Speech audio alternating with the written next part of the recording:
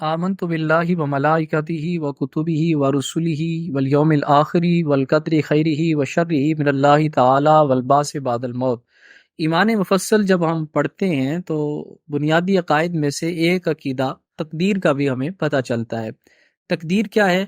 کہ اللہ رب العزت نے اپنے علم ازلی کی بدولت ہر بندے کا عمل پہلے سے لکھ دیا ہے۔ اب اللہ رب العزت نے ہر بندے کا جو عمل لکھا ہے، تقدیر لکھی ہے کہ اس نے یہ کام کرنا ہے، یہاں مرنا ہے، اتنے سال زندہ رہنا ہے، اس کو تقدیر کہا جاتا ہے۔ اب اللہ رب العزت کے لکھنے نے، اس قلم نے بندے کو مجبور نہیں کیا کہ وہ یہ عمل کرے۔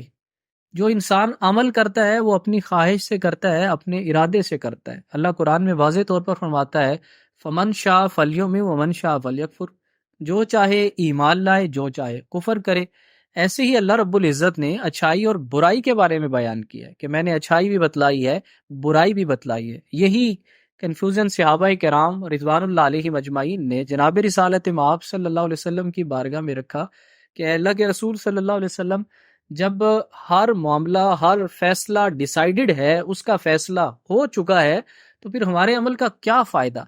تو کیا خوبصورت جملہ اللہ کے رسول صلی اللہ علیہ وسلم نے ارشاد فرمایا فَكُلٌّ مُيَسَّرٌ لِمَا خُلِقَ لَهُ، ہر وہ بندہ جس عمل کے لیے اس کو پیدا کیا ہے وہی عمل اس کے لیے آسان کیا ہے۔ اے مالو، تمہیں چاہیے کہ تم عمل کرو، لہذا میں نے اور آپ نے عمل کرنا ہے، کوشش کرنی ہے۔